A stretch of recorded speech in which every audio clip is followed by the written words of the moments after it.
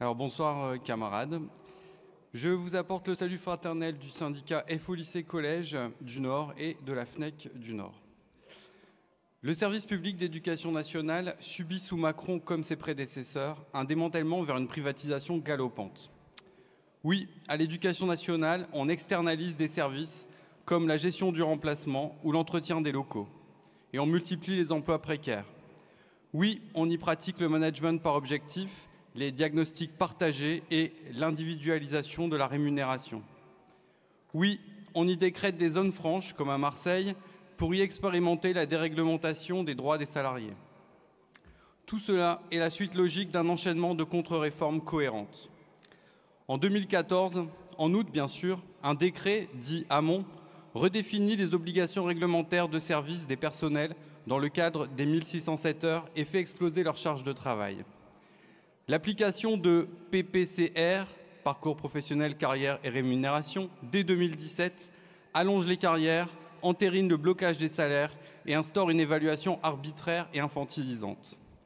En 2019, la liquidation du contrôle paritaire sur la gestion des carrières, mutations et promotions, vise à laisser l'agent seul face à l'administration. Le discours de bienveillance qui accompagne toutes ces attaques repose en réalité sur la culpabilisation des personnels, sommés de faire mieux avec moins de postes et de moyens. Si les métiers de l'éducation nationale ne suscitent plus de vocation, c'est qu'ils perdent leur sens. La réforme du collège en 2016 et celle du lycée en 2019 imposent pour les élèves comme pour les personnels une nouvelle culture de l'évaluation permanente. On peut dire aujourd'hui que l'institution n'attend plus d'un enseignant qui l'enseigne, ni d'un élève qui l'apprenne. J'évalue, tu évalues, il évalue, nous sommes évalués. Nous voulons une école qui émancipe et non une formation qui adapte. Nos camarades afghans nous rappellent à quel point l'enseignement est un enjeu idéologique pour le pouvoir, quel qu'il soit.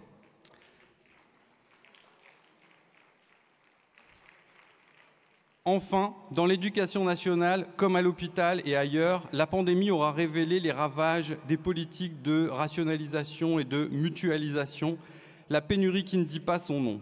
Si les élèves n'ont pas eu les cours auxquels ils avaient droit, si on les a renvoyés chez eux, c'est qu'on ne permet pas au service public de fonctionner. Alors oui, les professeurs, les CPE, les AED, les AESH, les PsyEN, chez tous ces personnels, la souffrance au travail explose et face à cette souffrance, il n'y a qu'un remède, l'outil syndical. C'est pour cela que nous voulons une confédération forte en mesure d'organiser la classe ouvrière. Nous voterons pour le rapport d'activité, nous votons pour affirmer les positions de FO et son rôle de syndicat libre et indépendant. Nous votons pour la défense de la retraite à 60 ans après 37,5 années de cotisation, pour le maintien du Code des pensions civiles et militaires et de tous les régimes spéciaux. Nous votons pour l'augmentation générale des salaires face à l'explosion du coût de la vie, mais aussi comme juste rémunération du travail. Précisons que dans la fonction publique, l'augmentation du traitement des agents ne peut être inférieure à 23% du point d'indice. Le syndicat de la fiche de paix doit dénoncer le chantage de la dette publique et autres spirales inflationnistes.